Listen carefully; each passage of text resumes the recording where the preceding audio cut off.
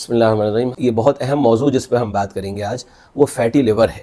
لوگ ہمارے پاس بہت سارے آتے ہیں, الٹرا ساؤنڈ ان کے پاس ہوتا ہے اور وہ لے کر آتے ہیں فیٹی لیور کہ بھئی یہ جگر پر چربی آ گئی, ڈاکٹر صاحب کیا کرنا چاہیے. فیٹی لیور جو جگر پر چربی ہے یہ کیا کرتی ہے, کیوں جمع ہوتی ہے اور اس کے کیا نقصانات ہیں, آئیے اس پر ہم بات کرتے ہیں.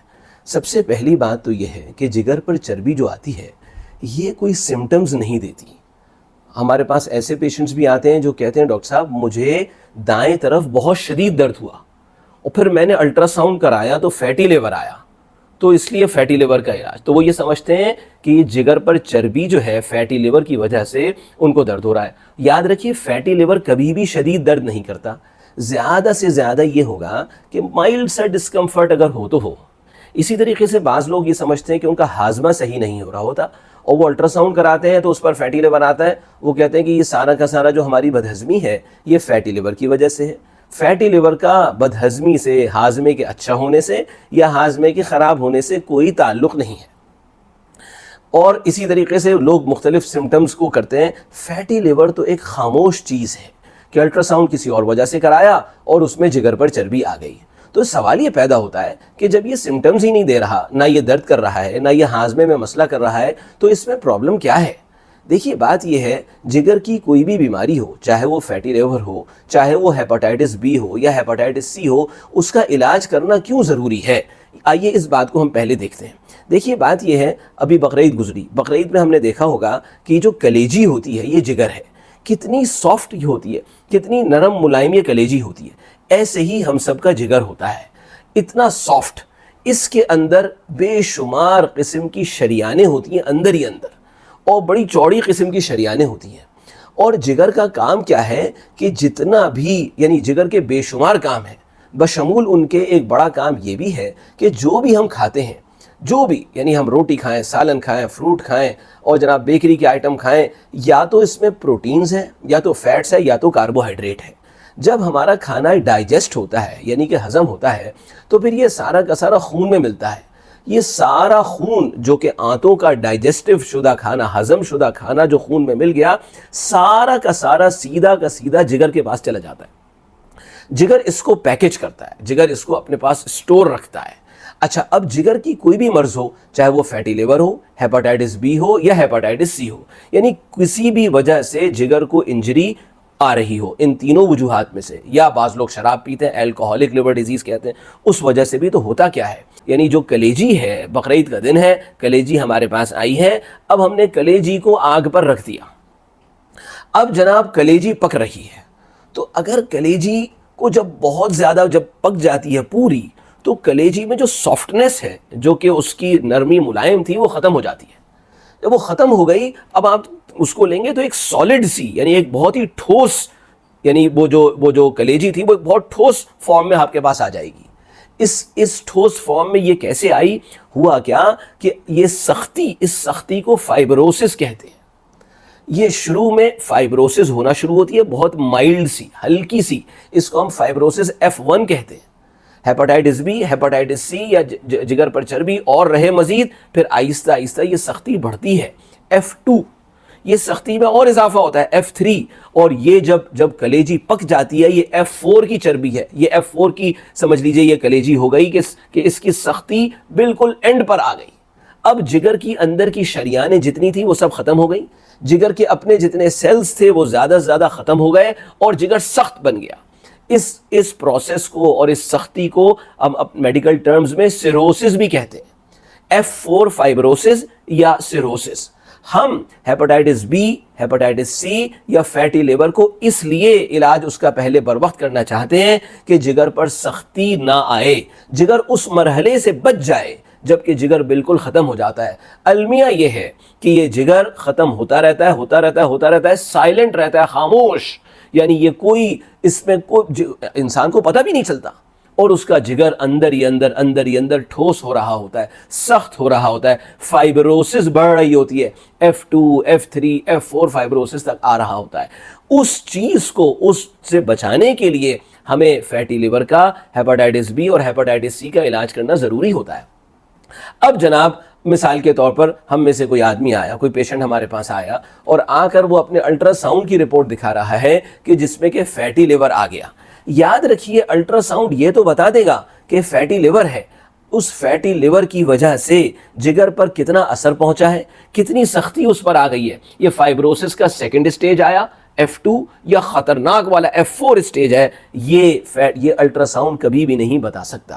تو پھر کیا کریں ہم کہ جس سے پتہ چلے کہ اس فیٹی لیور کی وجہ سے جگر پر کوئی خراب اثرات بھی اب تک مرتب ہوئے ہیں کہ نہیں ہوئے. اس کے لیے سب سے پہلے کون سے ٹیسٹ ہمیں کرا لینے چاہیے؟ یاد رکھیے جب بھی کسی کو فیٹی لیور آئے 4-5 ٹیسٹ تو وہ لازمی کرا لیں, جو کہ اتنے مہنگے بھی نہیں ہیں, ہر آدمی کرا سکتا ہے, بہت سستے ٹیسٹ ہیں. پہلا سی بی سی یا blood C P complete picture. دوسرا lipid profile. Lipid profile basically cholesterol کا ٹیسٹ ہے. یاد رکھیے کولیسٹرول 5-6 طریقوں کے ہیں, جس میں LDL کولیسٹرول ہے, ٹرائی گلیسرائڈ ہے, HDL کولیسٹرول ہے. لوگ بہت سارے ہمارے پاس رپورٹ لاتے ہیں صرف ٹوٹل کولیسٹرول کیا ہوا ہوتا ہے. ٹوٹل کولیسٹرول نہ کیجئے, آپ جب بھی جائیں کولیسٹرول کا ٹیسٹ کرانے, کولیسٹرول کا ٹیسٹ فاسٹنگ پر ہوتا ہے, رات کو پورا یعنی فاسٹنگ رکھیں, صبح ناشتے سے پہلے جا کے ان سے جا کے کہیے ہمیں لپڈ پروفائل کرانا ہے. لپڈ پروفائل میں ہر ٹیسٹ کی ایک الگ ویلیو آئے گی اور اس کی الگ ٹریٹمنٹ ہوتی ہے. تیسری چیز جو آپ کو کرانی ہے لیور فنکشن ٹیسٹ LFT. اس LFT میں بھی 4-5 کمپوننٹس ہوتے ہیں, جب آپ کہیں گے LFT تو وہ LFT کر کے دے دے گا. اور چوتھی چیز بلڈ شوگر کرانی ہے. بلڈ شوگر چاہے فاسٹنگ میں کرا لیں, زیادہ اچھا یہ کہ HbA1c جو پچھلے 3 مہینے کی شوگر کو دیکھتا ہے تو یہ کرائیے. ہم جو بات کر رہے تھے کہ یہ کیسے پتہ چلے کہ فیٹی لیور کی وجہ سے جگر پر کتنا اثر پہنچا ہے. یاد رکھیے اس کا ٹیسٹ جو سب سے اچھا ٹیسٹ ہوتا ہے وہ ہوتا ہے فائبرو اسکین. یہ ایک مشین ہے جو کہ دنیا میں ہی یعنی کچھ سالوں سے ہی آئی ہے اور بڑے شہروں میں تو نہیں ہے, کراچی لاہور وغیرہ میں تو ہے, غالباً بعضی بڑے شہروں میں بھی ہوگی. ٹیسٹ تھوڑا سا مہنگا 7-8 ہزار روپے کا ہوتا ہے اور بہت ہی آسان ہے. اوپر سے جس طرح الٹرا ساؤنڈ رکھا جاتا ہے اسی طریقے سے ٹیسٹ ہو جاتا ہے. چند منٹ میں یہ پتہ چل جاتا ہے کہ یہ کس درجے کی لیور کو انجری پہنچی ہے اب تک فیٹی لیور کی وجہ سے. وہ بتا دے گا کہ F2 ہے کہ F3 ہے کہ F4 ہے. جن علاقوں میں یعنی یہ میسر نہیں ہے تو ہمارے پاس ایک اور بھی دوسرا ٹیسٹ ہوتا ہے, وہ بلڈ ٹیسٹ ہے, وہ کہلاتا ہے FIB-4. اگر آپ گوگل پر لکھیے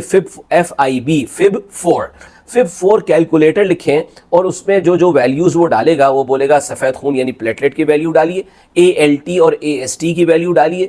اگر FIB-4 کا رزلٹ 2.6 سے زیادہ ہے, 2.6 یا 2.67 سے زیادہ ہے, اس کا مطلب یہ ہے کہ ایڈوانسڈ فائبروسس ہے, یعنی کہ جگر خطرے میں چل رہا ہے, کہ کچھ چانس ہے اس بات کا کہ آگے جا کے کچھ ہی عرصے میں جگر بہت زیادہ سخت نہ ہو جائے. بر وقت توجہ دینے کی ضرورت ہے. اسی طریقے سے اگر فائبرو اسکین میں بھی F2 یا اس سے زیادہ کی فائبروسس آئے تو سمجھ جائیے کہ یہ ہمیں بہت چوکنا ہونا پڑے گا اس جگر کے حوالے سے. اچھا جی, مان لیا کہ F2 فائبروسس یا F0 فائبروسس آئی, مطلب کیا ہوا کہ جگر پر کچھ نقصان پہنچا یا نہ پہنچا, لیکن کیا کیا جائے کہ یہ مزید آگے نہ بڑھے. دیکھیے اس میں دیکھا گیا اسٹڈیز میں اور ریسرچز ہوئیں 5 چیزیں ایسی ہیں کہ اگر یہ رسک فیکٹرز ہیں جگر کو جلدی سے سختی میں مبتلا کرنے کے, اگر جتنے رسک فیکٹر زیادہ ہوتے رہیں گے کسی کے اندر اتنا اس بات کا امکان ہوگا کہ جگر F4 فائبروسس یا ایڈوانسڈ فائبروسس یا سختی کی طرف نہ چلا جائے. پہلی چیز شوگر کا ہونا یا impaired glucose tolerance. Impaired glucose tolerance کس کو کہا جاتا ہے؟ شوگر کہتے ہیں اس کو کہ اگر جناب فاسٹنگ بلڈ شوگر یعنی نہار منہ جو بلڈ شوگر ہے وہ 100 سے نیچے ہو تو یہ نارمل ہے. اگر 100 سے 126 کے بیچ میں ہو تو یہ کہتے ہیں امپیئرڈ گلوکوز ٹالرنس ہے. کیا مطلب کہ بھئی شوگر تو نہیں ہے لیکن شوگر بارڈر پہ ہے, اور اگر 126 سے زیادہ ہو اس کا مطلب ہے کہ شوگر ہو گئی ہے جناب. اس لیے چاہے شوگر ہو چاہے شوگر امپیئرڈ بارڈر پہ ہو, دونوں صورتوں میں اس بات کا امکان ہے, یہ رسک فیکٹر ہے کہ جو فیٹی لیور ہے جگر پر جو چربی ہے وہ آگے جا کے سختی کی صورت فائبروسس کی صورت میں اختیار کر لے. پہلا رسک تو یہ ہوا. دوسرا رسک پیٹ کا باہر آنا.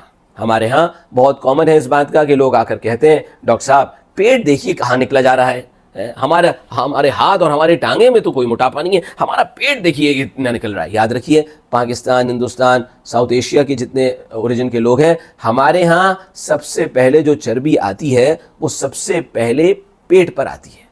اس لیے یہ خطرناک ہے. اگر ہم مردوں کے لیے 90 سینٹی میٹر سے زیادہ اگر ہم انچی ٹیپ سے ناپیں اپنی ناف کا، یعنی ناف کو یہاں تک ناپیں اور 90 سینٹی میٹر سے زیادہ ہو تو اس کا مطلب ہے یہ بھی رسک فیکٹر ہے. اور عورتوں کے لیے 85 سینٹی میٹر سے زیادہ ہو تو یہ دوسرا رسک فیکٹر ہوا.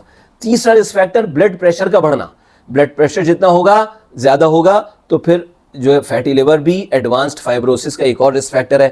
اوپر کا 130 نیچے کا 85، 130/85. اس سے زیادہ بلڈ پریشر اگر ہمارا ہے تو پھر یہ رسک ہے کہ جناب فیٹی لیور آگے پروگریس نہ کرے، آگے بڑھے نہیں. اس کو دیکھنا ہوگا.